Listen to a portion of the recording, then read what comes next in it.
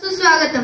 आज आपल्या जिल्हा परिषद शाळा बागणे नंबर 2 मध्ये डॉक्टर अर्चना थोरात मॅडम आल्या आहेत। आज आम्ही तुमची मुलाखत घेणार आहोत। आपण दिलखुलासपणे मुलाखत द्यावी ही विनंती।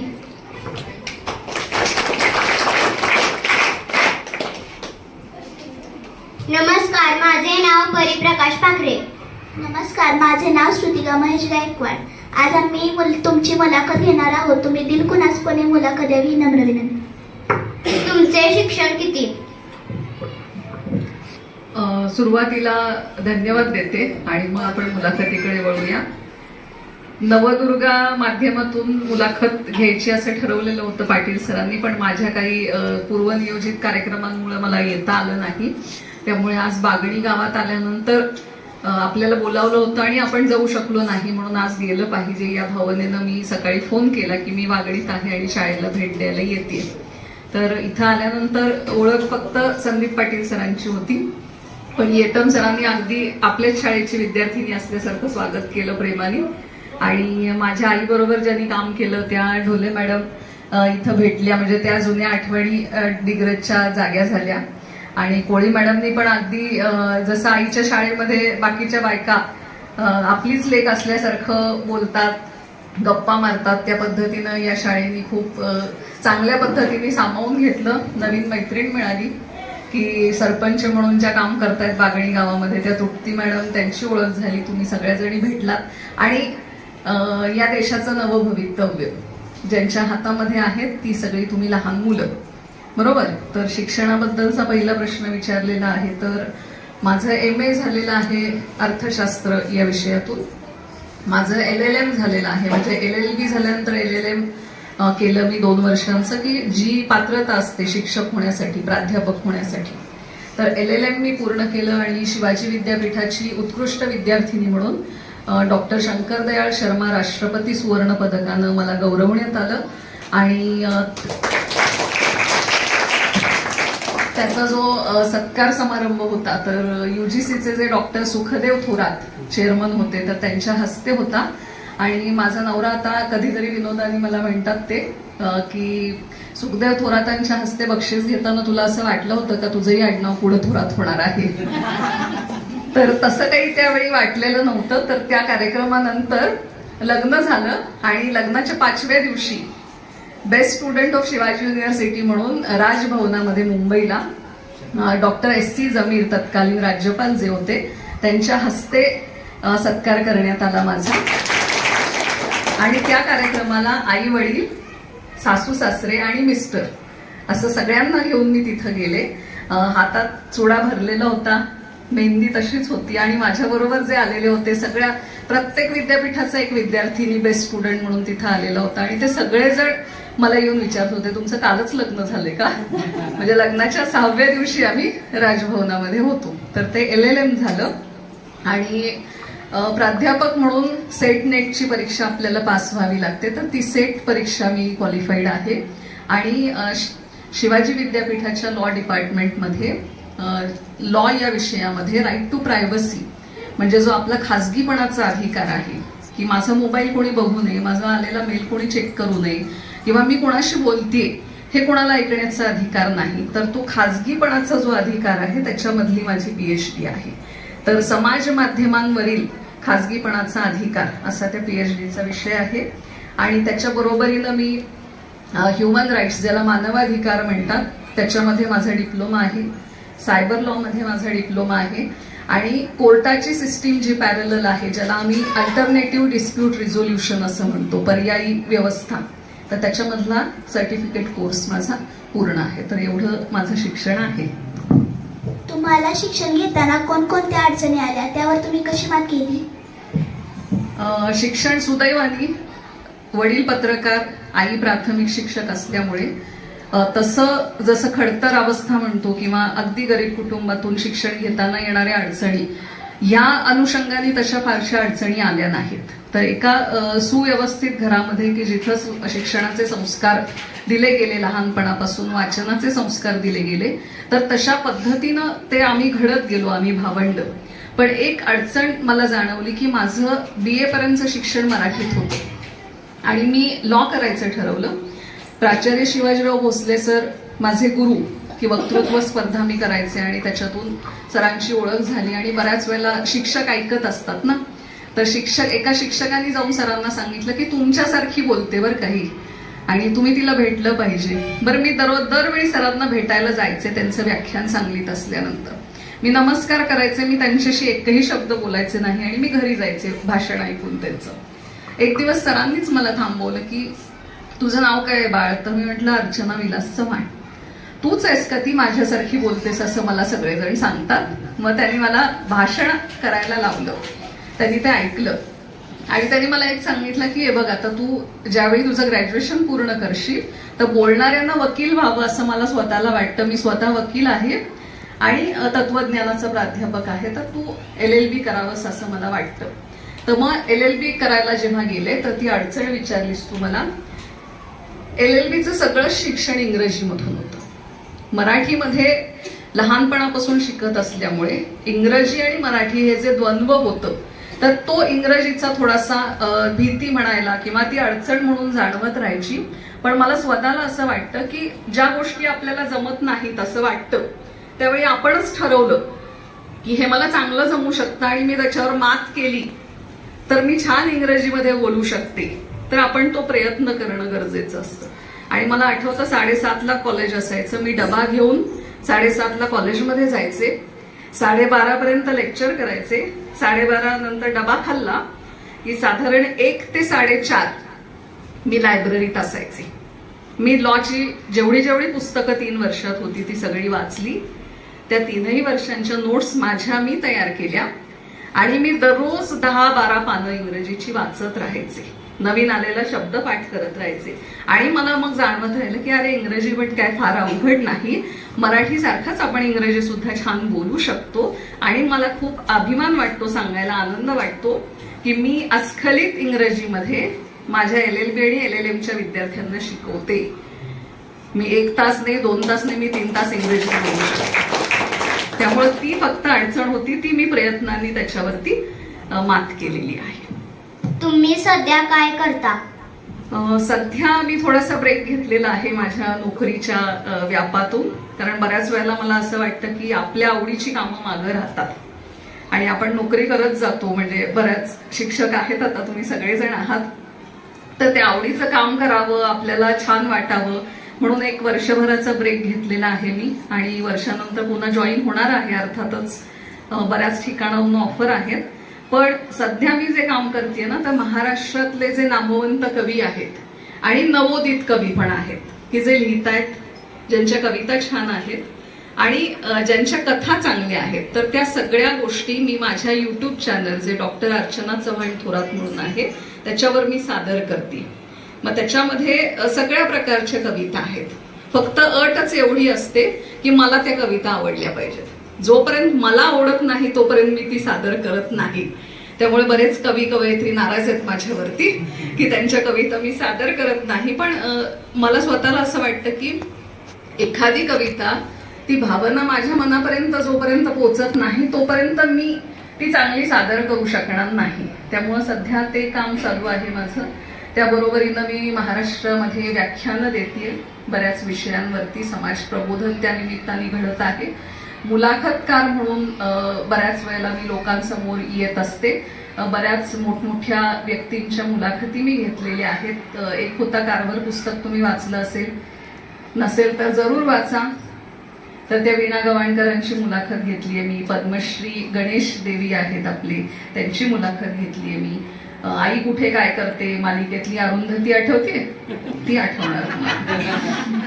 तर तिची मुलाखत मागच्या महिन्यामध्ये 4च तारखेला जानेवारीच्या कुंडलला मी मधुराणी गोखले प्रभुलकरची मुलाखत घेतलेली आहे. गीतकार गुरु ठाकूर आहेत, ज्यांची गाणी तुम्हाला ऐकायला आवडत असतात. तर ते अप्सरा आली गाणं असेल किंवा बरीच त्यांनी गाणी मराठी चित्रपटसृष्टीला दिलेली आहे, तर त्यांची मुलाखत घेण्याचं भाग्य मला लाभलं. तर असं काम चालू आहे. आणि एक नवीन प्रोजेक्ट या मागच्या 6 महिन्यात मी पूर्ण केला, तो म्हणजे कर्मवीर भाऊराव पाटील जे आहेत, रयत शिक्षण संस्थेचं नाव किंवा रयत शिक्षण संस्था जी महाराष्ट्रामध्ये तळागाळापर्यंत पोहोचवण्याचं काम त्यांनी केलं. तर त्या कर्मवीर अण्णांचं चरित्र 55 भागांमध्ये 2 ते 2.5 मिनिटांच्या छोट्या छोट्या गोष्टींच्या माध्यमातून मी माझ्या युट्यूब चॅनलवरती दररोज सादर केलेले आहेत. एकही दिवस खाडं पडलेलं नाही.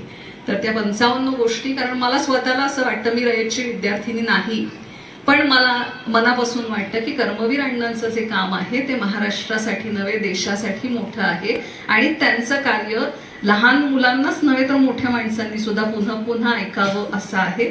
तर तो एक छान वेगळा प्रोजेक्ट मी केलेला आहे आणि नवीन एका प्रोजेक्टवरती बोलणं चालू आहे. तुम्ही औंध संस्थांचं नाव ऐकलेलं आहे. तर औंधचे जे बाळासाहेब पंत प्रतिनिधी होते, त्यांचं सूर्यनमस्काराचं जे काम होतं किंवा त्यांनी लोकांसाठी ज्या योजना आणलेल्या होत्या ब्रिटिश गव्हर्नमेंट असताना, तर मोठ्या मनाचा राजा नावाचं आप्पासाहेब पंतांनी एक पुस्तक लिहिलेलं आहे. तर त्या पुस्तकाचे अधिकार वाचनासाठी मला मिळावेत म्हणून मी अर्ज केलेला आहे साहित्य संस्कृती मंडळाकडे आणि त्याची वाट बघतीये. त्यामुळे माझ्या आवाजामध्ये ते पुस्तक कदाचित काही दिवसामध्ये ती गोष्ट त्या राजाने काय काय केलं आपल्या प्रजेसाठी आणि आपल्या संस्थांसाठी, तर ते तुम्हाला ऐकायला मिळेल. तुम्ही रेडिओवर काम केले आहे, तुम्ही या क्षेत्राकडे कशा वळला? माझे वडील आकाशवाणी सांगलीचे वार्ताहर म्हणून काम करायचे. तर माझ्या आईला रेडिओ ऐकण्याची सवय, तर उठल्या आधी ती दुसरं काही करायचं नाही, रेडिओचं बटन चालू करायची. त्यामुळे आम्ही झोप येत असतानाच आमच्या कानावरती रेडिओचे शब्द पडायचे आणि रेडिओ आमच्या आयुष्याचा खूप अविभाज्य असा घटक बनला. आणि वडिलांनी पत्रकार म्हणून काम करत असताना आकाशवाणीचे वार्ताहर मुंबई, पुणे आणि दिल्लीसाठी त्यांनी काम केलं. तर ते करत असताना आकाशवाणीची ऍड आली की तुम्ही कॅज्युअल अनाउन्सर म्हणून जर इच्छुक असाल तर तुम्ही अर्ज करा. साधारण 300 मुलांनी अर्ज केलेले होते आणि त्यातल्या फक्त 15 जणांची निवड झाली की ज्यांना रिटर्न टेस्ट द्यावी लागली. टेस्ट जशा तुम्ही देता तशा, पुन्हा आवाजाची चाचणी म्हणून तुम्हाला रेकॉर्डिंग करून द्यावं लागलं. तिथं जाऊन काही पॅरेग्राफ वाचायला लागले, कविता सादर कराव्या लागल्या, उच्चार तुम्ही कसे करता ते बघावं लागलं आणि मग आम्ही शेवटचे हे 15 जण तिथं निवडले गेले. मग 4 वर्ष मी आकाशवाणीसाठी सांगलीसाठी काम केलं. मग नंतर मी LLMला कोल्हापूरला गेल्यानंतर ते बंद झालं. पुन्हा इस्लामपूरमध्ये माझी जेव्हा PhD चालू होती त्या काळामध्ये रेडिओ शुगर नव्यानं सुरू होत होतं आणि माझे मिस्टर RIT मध्ये प्रोफेसर म्हणून काम करतात. तर आपण जिथं राहतो तिथं त्या लोकांना माहीत असतं की आपल्या ओळखीची लोक नेमकी काय काम करतात. तर तिथल्या डायरेक्टर मॅडमनी मला बोलवून घेतलं आणि सांगितलं की आम्हाला गरज आहे आणि आमची नवीन सुरुवात आहे, तुम्ही काम केलेलं आहे तर तुम्ही इथं काम करणं अपेक्षित आहे. तर तिथं मी 2 वर्ष प्रोग्राम मॅनेजर म्हणून काम केलं आणि संदीप पाटील सरांचं यशवंत वाचनात आलेलं होतं आणि मला असं वाटलं की 7चा प्राईम टाइम जो आहे तो माझ्याकडे असायचा. तर तेव्हा मी सुरुवातीच्या 3 महिन्यामध्ये पूर्ण राज्यघटना मराठीतून मांडली सर, की प्रत्येक आर्टिकल 5 मिनिटात मी सांगायचे श्रोत्यांना की कुठल्या आर्टिकलमध्ये काय काय सांगितलेलं आहे राज्यघटनेच्या. आणि ते 3 महिने संपले आणि मग पुढे आता आपण काय सादर करायचंय. तर मग मी यशवंत सरांचं घेतलं, सरांशी कॉन्टॅक्ट केला. आयशा नदाफ नावाची मैत्रीण आहे माझी, जी सध्या नेरलेमध्ये काम करते प्राथमिक शिक्षिका म्हणून. तर त्यांच्या कॉन्टॅक्टमधून सरांशी परिचय झाला आणि मग त्यांनी पण होकार दिला आपण करूया. फक्त एकच गोष्ट मी त्यांची घेतली नाही की ज्याचं त्यांना आजही वाटतं की मॅडम ही यशवंत नाव वापरलं नाही. तर मी दीपस्तंभ असं त्याचं नाव ठेवलेलं होतं, कारण मला स्वतःला असं वाटत होतं की 7चा कार्यक्रम दुसऱ्यांदा दीपस्तंभाप्रमाणे वाटला पाहिजे आणि सरांचं लिखाण त्याच्याशी मिळतं जुळतं होतं. तर त्याला उदंड प्रतिसाद लाभला. फोन येत होते आम्हाला की संदीप पाटील म्हणजे कोण आहेत आणि थोरात मॅडम कोण असं म्हणून लोक विचारायला स्टुडिओमध्ये येत होती. तर खूप छान असा तो रेडिओतला अनुभव माझ्यासाठी होता. आम्हाला रेडिओवर काम करायचे असेल तर काय करावे लागेल? आता बालकांसाठी जे कार्यक्रम असतात, मग सांगली आकाशवाणीचे असतील, रेडिओ शुगरचे असतील, तर तुम्ही शाळेमार्फत जर एखादा अर्ज त्यांना दिलात आणि तुमचा विविध गुणदर्शनाचा एखादा कार्यक्रम असेल, तुम्ही गाणी म्हणत असाल, तुम्ही भाषण करत असाल किंवा नाटक तुम्ही एखादं बसवलेलं असेल, तर बालदिनाच्या कार्यक्रमासाठी किंवा बालोद्यान नावाचा एक कार्यक्रम असतो रविवारी 10 वाजता वगैरे, तर त्यासाठी तुम्ही जरूर त्याच्यामध्ये भाग घेऊ शकता. तुम्ही उत्तम वक्ते आहात असे आम्हाला सरांकडून कळाले. तुम्हाला वक्तृत्वाची आवड कशी निर्माण झाली? जसं मी मगाशी म्हटलं की प्राचार्य शिवाजीराव भोसले सर माझे गुरु आहेत, तर वक्तृत्वाचा संस्कार माझ्या वडिलांनी जाणीवपूर्वक माझ्या मनावर केला. की 2 वर्षाची असल्यापासून त्यांनी मला भाषणं ऐकवली, की मी हाताला धरून पप्पांच्या सांगलीमध्ये असणारी सगळी व्याख्यानं ऐकायला जात होते आणि सगळ्यात जास्त व्याख्यानं मी भोसले सरांची ऐकल्यामुळे तो प्रभाव माझ्या मनावर जास्त होता. की ओरडून बोललं तरच भाषण होतं, किंवा मोठमोठ्याने दंगा केला म्हणजेच भाषण होतं, किंवा अगदी चढ उतार करून हातवारे करून खूप मोठमोठ्याने आविर्भाव दाखवल्यानंतरच भाषण होतं, हे पूर्ण मी विसरून गेले जेव्हा मी भोसले सरांना ऐकत होते. तर वक्तृत्व हे दुसऱ्यांच्या भाषणातून माझ्या मनामध्ये बिंबवण्यात आलेलं होतं. आणि मी जेव्हा म्हणायचे की कशाला राजकीय व्यक्तींची भाषणं ऐकायला पाहिजेत पप्पा, तुमचं तुम्ही जावा, तुम्ही पत्रकार आहे ना, तुम्हाला उद्या बातमी तयार करायची आहे आणि मला कशाला नेताय तुम्ही, तर पप्पांनी मला एक सांगितलेलं होतं की कसं बोलू नये हे तुला कळायचं असेल ना, तर तुला ते ऐकलं पाहिजे. की कसं बोलावं हे जसं आपण ऐकतो तसं कसं बोलू नये याची उदाहरणं सुद्धा आपण ऐकली पाहिजेत, म्हणजे आपल्याला कसं बोलायचं याची जाणीव होत असते. त्यामुळे अशा बऱ्याच लोकांची भाषणं ऐकली, वक्तृत्व स्पर्धांमध्ये भाग घेत गेले. स्पर्धा करत करत आपल्या लक्षात यायला लागलं की आपण कुठल्या विषयात छान बोलू शकतो किंवा बोलता आलं पाहिजे. आणि मग त्या स्पर्धा जिंकत गेल्यानंतर मग आता स्पर्धेत तर भाग नाही घेऊ शकत, आता शाळा संपली, कॉलेज संपलं, संसार चालू झालेला आहे, मुलं आता स्पर्धेमध्ये आली, तर मग आता काय करायचं, तर मग आता व्याख्यान द्यायचं. मग व्याख्यानाच्या निमित्ताने लोकांपर्यंत पोचता येतं, लोकांच्या मनापर्यंत काही नवीन विचार असतील ते रुजवता येतात.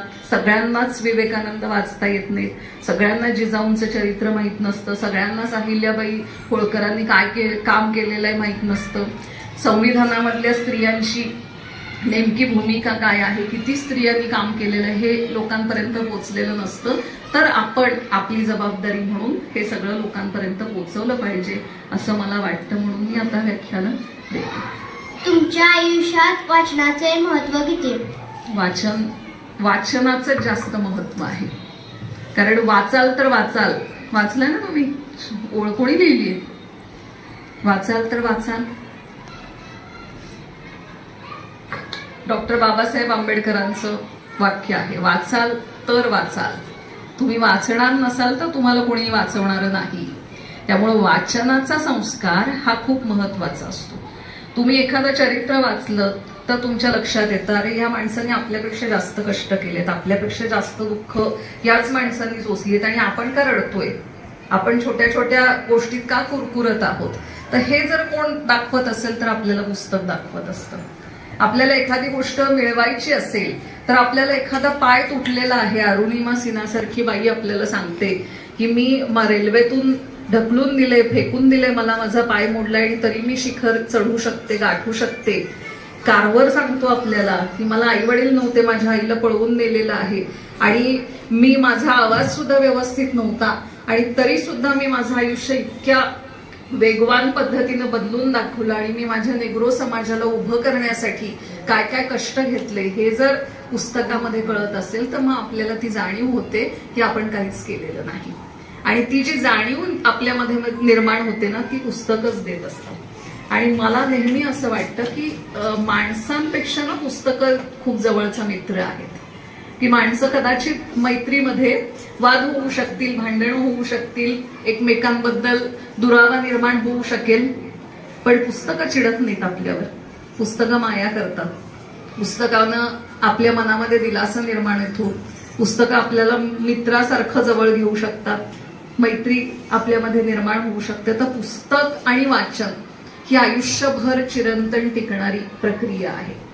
त्यामुळे आजही मला आता 2-3 दिवस मी सलग कार्यक्रमात आहे, मला वाईट वाटतं. मी रात्री पुस्तक घेऊन बसले होते की नाही आपण वाचलंच नाहीये 2-3 दिवस. मग ती अस्वस्थता मनात निर्माण झाली पाहिजे की वाचन नाही झालं तर झोप येणार नाही. ही जेव्हा स्टेज आपल्या आयुष्यात येईल तेव्हा खऱ्या अर्थाने आपण वाचाल तर वाचाल या गोष्टीसाठी पात्र ठरतो. आणि लहान आहात तोपर्यंत ही सवय अंगी बाणवायची, कारण लहानपणामध्ये जे संस्कार आपल्यामध्ये होतात ते आयुष्यभर टिकत असतात. कारण मला असं आठवतंय मी जेवताना सुद्धा वाचायचे, म्हणजे शेजारी पुस्तक आणि मग मला 1.5 तास 2 तास लागायचे जेवायला. पुस्तक नसेल तर पेपर, वडील पत्रकार असल्यामुळे 8-10 पेपर घरामध्ये असायचे, पेपर उघडायचे आणि मग जेवत बसायचं. मग माझे आई वडील इतके वैतागायचे की हिचं जेवणच लवकर संपत नाही. मग भोसले सर एक दिवस घरी आले आणि वडील माझे म्हणाले की अर्चनाला जरा सांगा तुम्ही, ही जेवताना सुद्धा वाचत असते. तर मग भोसले सर म्हणतात, वाचते ना ती, बाकीचे पालक मला सांगतात आमची मुलं वाचतच नाहीयेत आणि तुम्ही सांगताय ही वाचते, हिला वाचू नका म्हणून सांगा. तर वाचन हे खूप महत्वाचं आहे. तुम्ही काय वाचता, म्हणजे सिंधुताई सपकाळांचं चरित्र जर वाचलं तुम्ही, तर सिंधुताई मिळालेला कागद सुद्धा तो वाचायच्या आणि मग टाकून द्यायच्या. तर ते वाचन आपल्याला ना घडवत असतं, ते वाचन आपल्याला विचार करायला भाग पाडतं, वाचन आपल्याला एका वेगळ्या विचार प्रवाहाला कनेक्ट करतं. मग कुठलंच मला फक्त मग कादंबऱ्याच वाचायला आवडतात, मला कविताच आवडतात, मला कथाच नाही. सगळे वाचन प्रकार आपण वाचले पाहिजेत. आपण फक्त एकाच गोष्टीचं हे ठेवून उपयोग नाही की मला काय आवडतं आणि काय आवडत नाही. तर वाचायला शिका. मला वाटतं वाचनालय तुमच्या इथे आहे. वाचन पेटी उपक्रम सुरू करता आला वर्गनिहाय.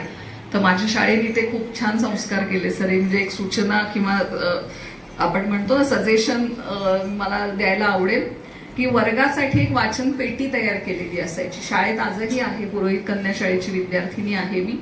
त्या वाचन पेटीमध्ये 30-35 मुली असायचो, तर 35 पुस्तकं असायची आणि ती रोटेशन वाईज बदलली जायची. मग एक प्रमुख केला जायचा त्या वाचन पेटीचा प्रमुख जो आहे आणि ती नोंद ठेवली जायची कोणी कुठली पुस्तकं वाचलेली आहेत. तर त्याच्यातून आम्हाला ती सवय लागली की कंपल्सरी घ्यायचंय पुस्तक आणि ते वाचायचं आणि त्याच्याबद्दल लिहायचं आहे. तर ते संस्कार तसे घडत गेलेले आहेत. त्यामुळे वाचन महत्वाचं आहेच. तुम्ही तुमच्या नावासमोर डॉक्टर लावता, आम्हाला नावासमोर डॉक्टर लावायचं असल्यास काय करावे लागेल? आता 2 पद्धतीने डॉक्टर होता येऊ शकेल. एक तर तुम्ही MBBS केलं पाहिजे, BHMS केलं पाहिजे, म्हणजे डॉक्टर झालात. मध्ये माणसाचे व्हा, गुराचे व्हा, आणखी कुठल्या गोष्टीचे तुम्ही ठरवाल ते. MBBS केल्यानंतर BHMS, BAMS झाल्यानंतर डॉक्टर ही पदवी लागेल. आणि दुसरी जी पदवी आहे की ती तुम्हाला तुमच्या शिक्षण क्षेत्रामध्ये जी हायेस्ट डिग्री असते, जिला डॉक्टर इन फिलॉसॉफी असं म्हटलं जातं, तर ते व्हायचं असेल तर तुम्हाला तुमचं ग्रॅज्युएशन पूर्ण करून MA करत असाल, मास्टर ऑफ आर्ट्स असेल किंवा MSc असेल, मास्टर ऑफ सायन्स असेल, MCOM असेल, मास्टर ऑफ कॉमर्स असेल, तर ती 2 वर्ष PGची पोस्ट ग्रॅज्युएटची पूर्ण केली की तुम्हाला PhDची एंट्रन्स एक्झाम देता येते की जी शिवाजी विद्यापीठाअंतर्गत घेतली जाते. तर त्याच्यामध्ये तुम्ही सिलेक्ट झालात तर मग तुम्हाला गाईड मिळतात. तुम्ही एखादा विषय निवडू शकता की ज्याच्यामध्ये तुम्हाला संशोधन करायचं आहे आणि मग तुम्ही ते संशोधन सबमिट केलं विद्यापीठाकडे की मग तुम्हाला विद्यापीठ डॉक्टर इन फिलॉसॉफी ही पदवी देते. मग आपण आपल्या नावासमोर डॉक्टर ही पदवी लावू शकतो. तुम्ही वकील आहात असे समजले, या क्षेत्रातील तुमचा अनुभव कसा आहे? खरं तर वकिली केली नाही, कारण LLB झाले आणि मला जाणवायला लागलं की वकिली न करता आपण प्राध्यापक व्हावं. कारण कदाचित आई शिक्षक असल्यामुळे, वडील पत्रकार असल्यामुळे, म्हणजे मी नेहमी असं म्हणते की माझ्या मध्ये 2 गोष्टींचं कॉम्बिनेशन आहे की आईचा शिक्षकी पेशा आणि वडिलांची पत्रकारिता, या 2 गोष्टी एकत्र आल्यामुळे वकिली काही आपल्याला जमू शकणार नाही. किंबहुना जे मोठमोठे वकील होते सांगलीतले त्यांना असं वाटायचं की एक असतं ना की हुशार विद्यार्थिनी आहे, चांगलं बोलणारी आहे, तर बोलणारा माणूस चांगला वकिली करू शकतो. तर ॲडव्होकेट दत्ताजीराव माने सांगलीचे वकील मोठे, तर त्यांनी स्टेटमेंट केलं होतं एका कार्यक्रमात की माझ्यानंतर जर चांगली वकिली कोण करेल तर ती अर्चना चव्हाण असणार आहे. पण अर्चना चव्हाणचं असं झालं की कोर्टात गेले मी आणि मला जाणवलं 500 रुपयासाठी 5000 घेतायत लोक. मला जाणवलं की त्यांना खून केलाय हे माहिती आहे आपल्याला, पण त्यांना सोडवण्यासाठी वकील प्रयत्न करतायत आणि जजना पण कळतंय की नाही त्यांनाच खून केलाय, पण नाही करतायत की एव्हिडन्सेस असे समोर येतात, पुरावे समोर येतात की जजला सुद्धा त्याला सोडून द्यावं लागतं.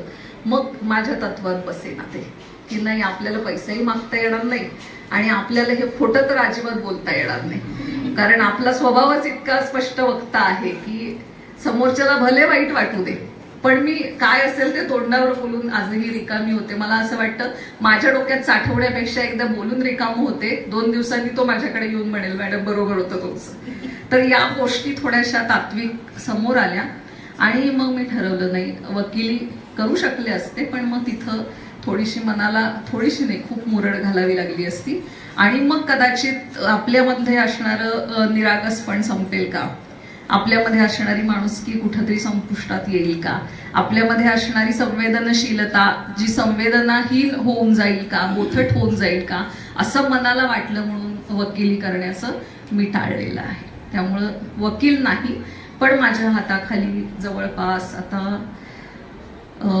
700च्या वर वकील बाहेर पडलेले आहेत माझ्या हाताखाली शिकून. त्यातले एक 25 ते 27 जण न्यायाधीश आहेत आणि 1 जिल्हा न्यायाधीश आहे. त्यामुळे हे त्यामुळे वकिली नाही केली तरी आपण वकील निर्माण केलेली आहेत. वकील होण्यासाठी काय करायला लागते?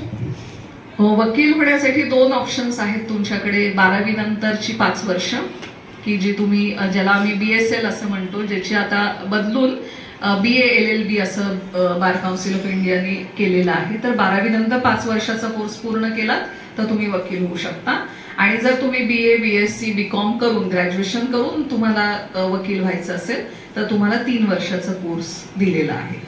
तर या सगळ्यासाठी परीक्षा घेते महाराष्ट्र शासन, की जी आधी परीक्षा घेतली जात नव्हती पण गेल्या 7-8 वर्षापासून MHCETच्या माध्यमातून या 5 वर्षाच्या आणि 3 वर्षाच्या अभ्यासक्रमांना प्रवेश घेण्यासाठी तुम्हाला परीक्षा देऊनच मग तुमचा प्रवेश निश्चित करावा लागतो. तुमच्या आयुष्यातला टर्निंग पॉइंट कोणता?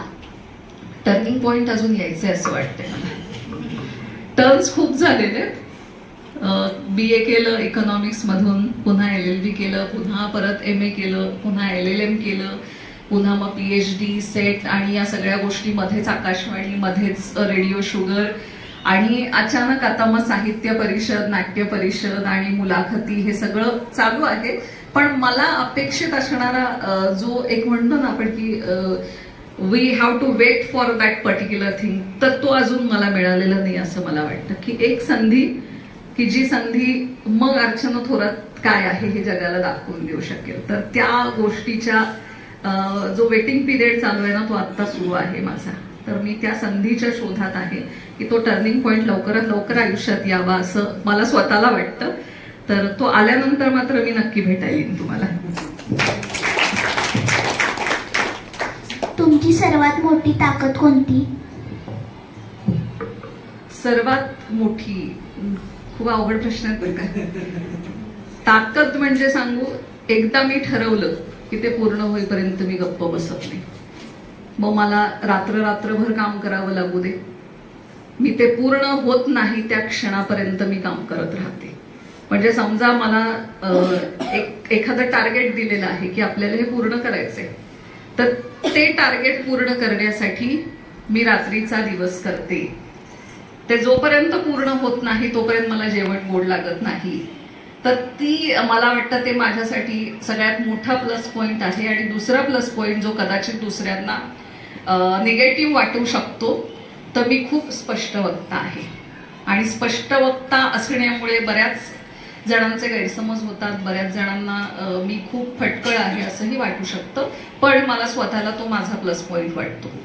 कारण जी लोक स्वतः समोर दिसत असणाऱ्या गोष्टींबद्दल खूप छान, खूप चांगलं, खूप मस्त चालू आहे असं जर म्हणत असतील, जे खरं नाही, तर तिथं धोका असतो.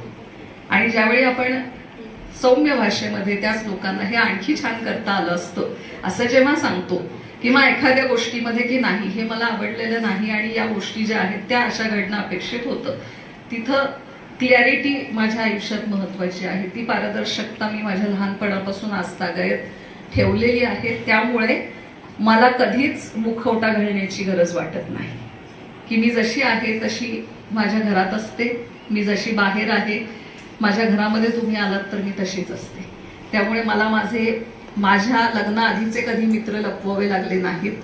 आणि लग्नानंतरच्या मैत्रिणी किंवा नवऱ्याच्या मैत्रिणी यांच्याबद्दल सुद्धा माझ्या मनामध्ये कधी आढी आली नाही. कारण मला स्वतःला असं वाटतं की आपण जेवढे पारदर्शक असतो तेवढा समोरचा आपल्याला तेवढ्याच प्रामाणिकपणे सांभाळून घेत असतो आणि आपल्याला जीव लावत असतो.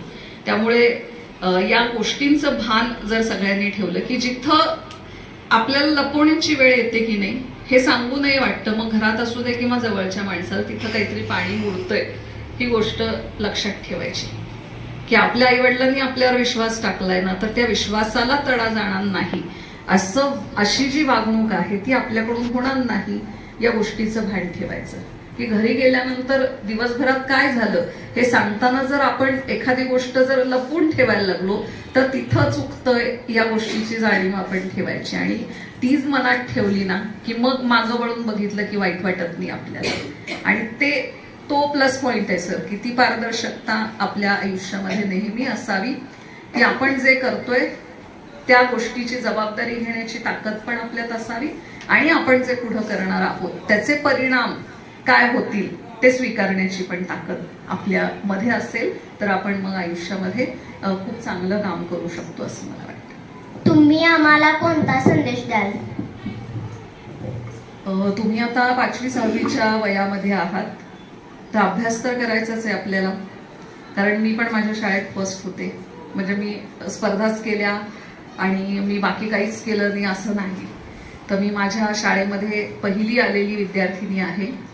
आणि ते सगळं करत असताना मी खेळात होते, त्याचबरोबरीनं भाषण मी करायचे, त्याचबरोबरीनं मी कार्यक्रमामध्ये मी असायचे.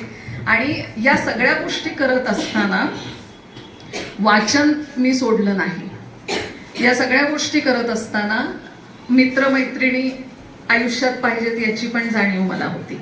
हे सगळं करत असताना आपण गॅदरिंगमध्ये पण भाग घ्यायला पाहिजे हे पण मला आवडत होतं.